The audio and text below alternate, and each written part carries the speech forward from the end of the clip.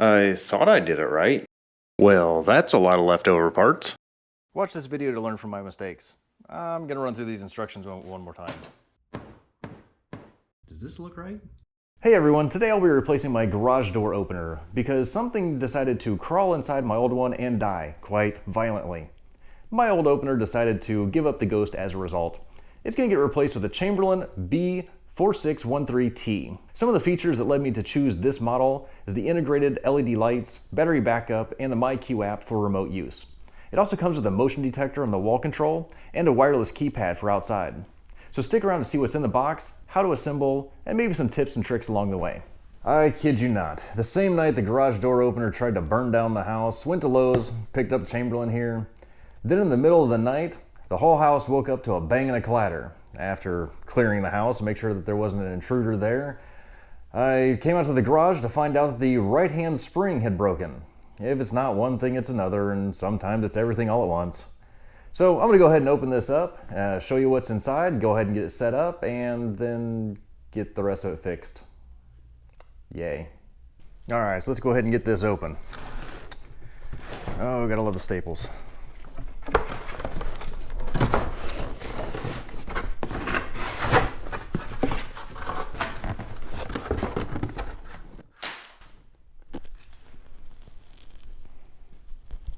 Whoops. All right, let's get the rest of this stuff out of here.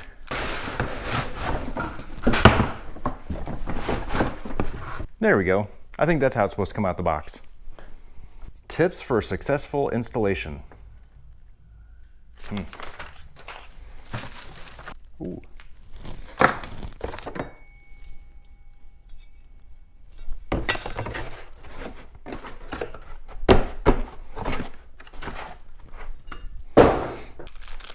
It's helpful sometimes to just have a trash can sitting right here where you're opening a box.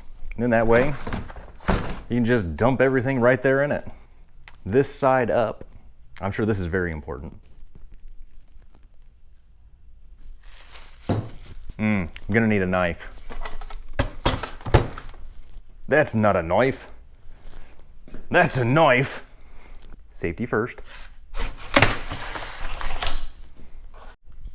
So I may rarely ever read instructions, but you may want to crack these open. Oh, and it's sealed. Ooh, safety stickers. Those will look great in my trash. Okay, I've gone through and I've verified that I have all the parts that it says are in the box. Done like a 1-for-1, or sometimes a 4 and 5 for. They're all here. First step. You'll see I've used this packaging material here to hold up this side of the rail with this little top tab on the top with the little yellow sticker. Got all 4 pieces put together. We inserted a screwdriver into the second rail. We have the slider right here with this opening this direction. And we went ahead and placed this on top of the controller motor and have that sitting on the packaging there. This piece right here may give you a little trouble. If you need to, just find something to persuade it in there with. For the second step, we got this little stopper bolt put in right here, and we went ahead and loosened these 2 bolts right here and slid our U-bolt in. Make sure you're using a 1/2-inch wrench. As much as I'd love to tell you to use an impact, this is some pretty thin stuff, so just use a wrench or a socket, whatever you have. For step 3, we're going to take this pulley with that little dot of grease inside, and this bolt here with the split washer and nut, and go ahead and put them in the end. And you also need a screwdriver to bend that tab up. And once this step is done, you should have your pulley right here. Make sure you spin that a couple times to get the grease around, and that should be going through here. And make sure you have your hooky tab going down. And go ahead and bend this thing up as close to 90 degrees as you can. And don't forget to give it a little persuasion if it needs it. So for step 4, we went ahead and removed this nut carrier spring thing from the threaded rod and inserted it into the hole here. Mine wasn't quite big enough to let it go, so I used a slightly larger drill bit to coerce the hole larger. and then went ahead and slid this in and just finger tightened this thing on. For step 5, it says to finger tighten this thing on and then insert a screwdriver into one of these holes in this washer up here and then brace it up against the trolley. Next it says to tighten the spring trolley nut with an adjustable wrench or a 7/16 inch wrench about a quarter turn until the spring releases and snaps the nut ring against the trolley. This sets the spring to optimum belt tension. So yeah, we're gonna see how well this goes.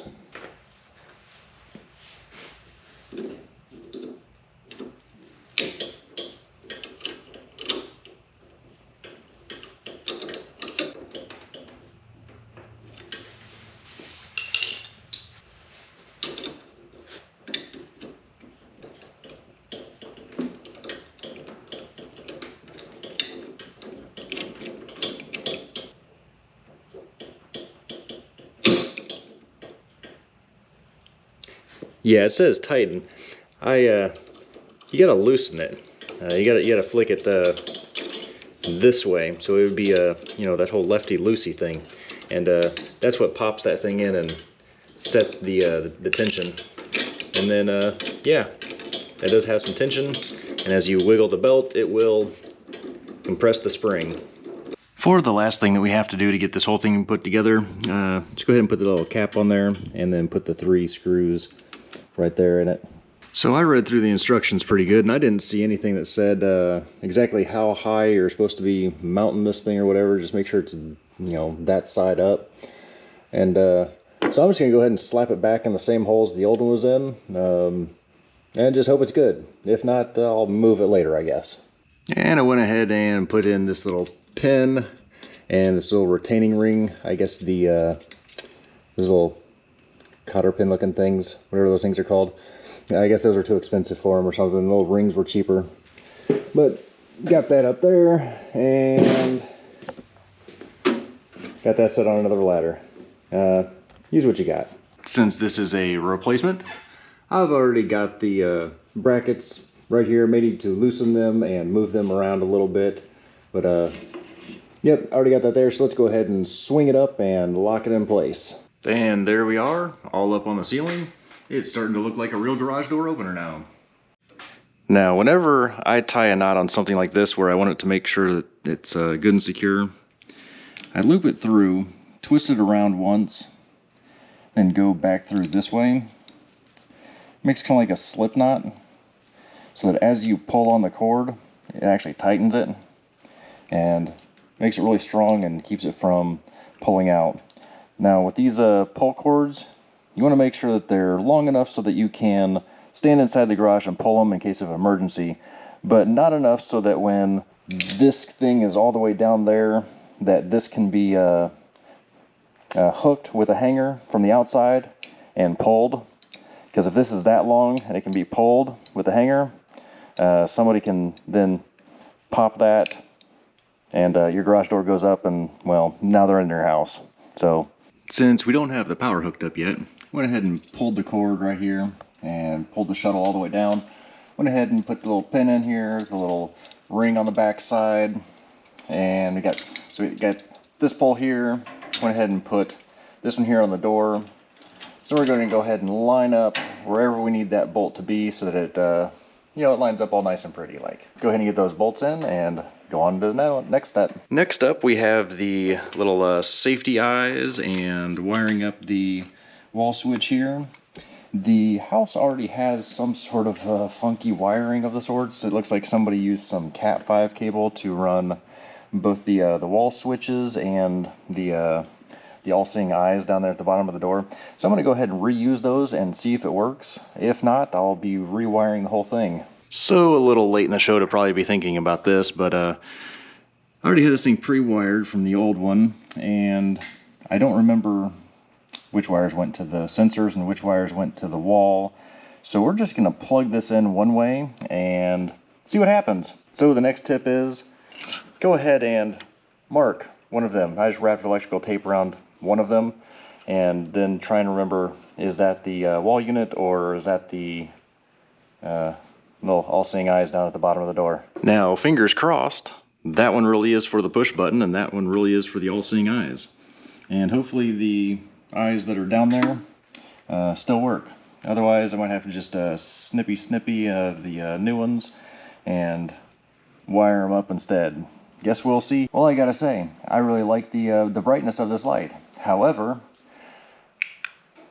it keeps getting angry at me. So I don't think those all-seeing eyes that are down there, I don't think they work right. So it looks like I'll be chopping off the ones that came in the box and adding them to the bottom of the doors. I got the eyes switched out and just left the coil of wire here. I'll fix that later, I'm sure. And we've got new springs, courtesy of Jose at ProLift. Thanks, dude. You're awesome. Now let's see what happens. Looky there. That's quiet. I like that. Very nice. Went ahead and set up my upper and lower levels using these buttons here. You can follow the instructions. It's pretty easy. Even I could do it. And we got the battery installed, black to black, red to red, and just wiggle her on in there. The wires, and there we go. All right, now we've got to test it, so let's get it going. Uh-oh, we lost power. But it's still going. Yeah. It's a little slower, but it's okay. Now the power's out and we got to get back in.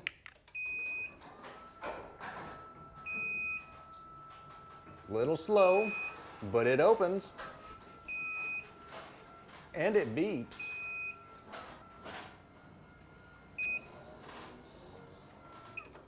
Better plug it back in now. Motion control lights work. And here's my garage door tip. If a thief can get a hanger with a hook through here, they can real easy hook this thing and pull it. This is going to release the hatch and unlock your garage to a thief. I like to measure this to the door so that it can't be pulled out, and then cut it right about there.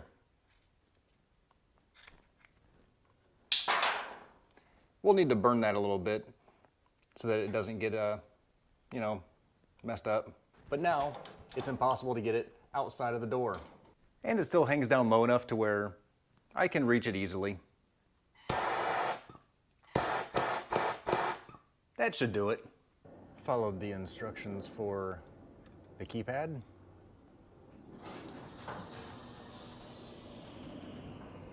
There she goes. And there she goes again.